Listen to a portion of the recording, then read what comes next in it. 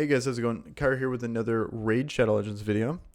And in today's video, I wanted to talk about how I evaluate characters. So like how I look at characters and see what they're going to be used for, like which game modes, how I go about being able to be like, hey, I think this character's gonna be really good. Hey, I think this character's pretty trash. So I feel like there's a couple techniques and like tips I can throw in here what I do and hopefully it helps you guys out. Be sure to let me know in the comments if you guys have any other things that you like to do that I missed. And let's get into it. So the first thing that's kind of frustrating, but we're dealing with a lack of information in this game. And the thing that they don't give us is the actual modifiers of like the damage. So you have a move here. Let's say you got this guy. He's based on attack, and you see his attack amount here, but we don't know how much of his attack is actually being applied to each move. It's not cut and dry. So there's a modifier. There's this move, it attacks 3 times. There's a modifier, and that changes based on every single character. So there's really no way to ever know unless you try it out in game. So when I'm trying to evaluate characters, I don't like to really, if there's a progression, I'll get into it a little bit later on how I evaluate a character, but that's the big thing that we're all missing, and no one can really look at, like, you can't look at someone's stat line and be like, oh, hey, he has like a low attack base, he's not going to hit very hard because of that. There's just no way to evaluate it.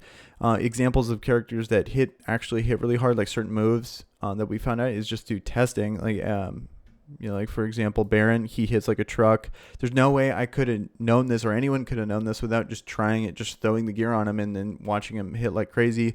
It looks like all the starters seem to have a pretty high base on their on their A2.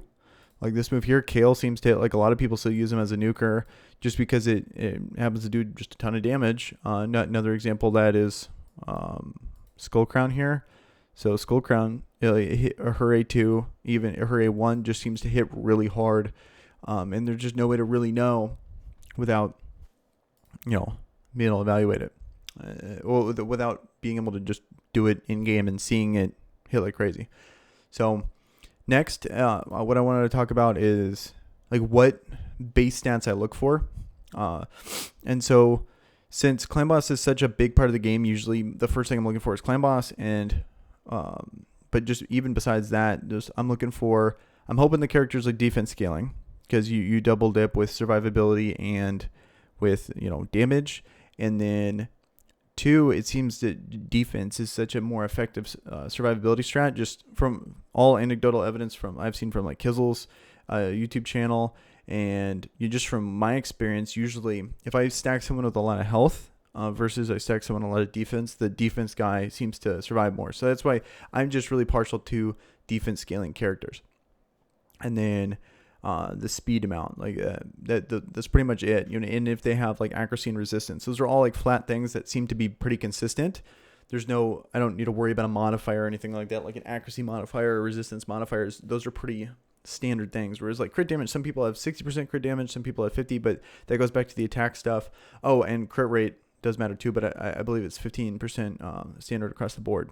But those are things that actually matter in my opinion, like defense scaling champion, speed, does he have any like base resistance, stuff like that. So those are the things that don't get affected by a number that we don't know about. So I'm looking at that.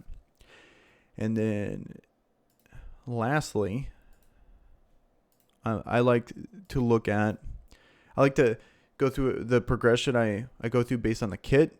This is all just, I like to compare it to certain game modes. Since all of these characters seem to fit, there's very few characters in the game that just fit into every game mode. I guess, Martyr would be one, but yeah, it's just, there's very few. So everything is based on which game mode you're playing. Like let's say you want to look at, you're going to have different ways to evaluate an arena character or a clan boss character or, a dungeon. But from my experience, the clan boss is the most important thing. So usually all the stuff I base it on is going to be clan boss first, and then probably dungeons. And if you're not good in clan boss or in dungeons, usually that you're pretty much sidelined into an arena character. So because if you're good in dungeons, you're gonna be good in faction wars and stuff like that. So for like the thing, and then that asks the question, what's good in clan boss? And so good in clan boss, like things you're looking for are like multiple hit A1s. You're looking for attack down, defense down, weaken, attack up. No, not attack up. You're looking for defense up. Counter attack, AoE shields, stuff like that. So, and then like poison on auto. Like those are the things you're looking for, and then they're just gonna be good regardless. It doesn't matter. Like there's nothing else you need to know. Like when you see this character here, 3 hit, great for combat. You already standalone, that's already good. Placing a poison on auto, that's really good. And it doesn't. This move itself could just do no damage, and it would still be a good move because it already checks all the boxes. You already know it's gonna hit for Giant Slayer.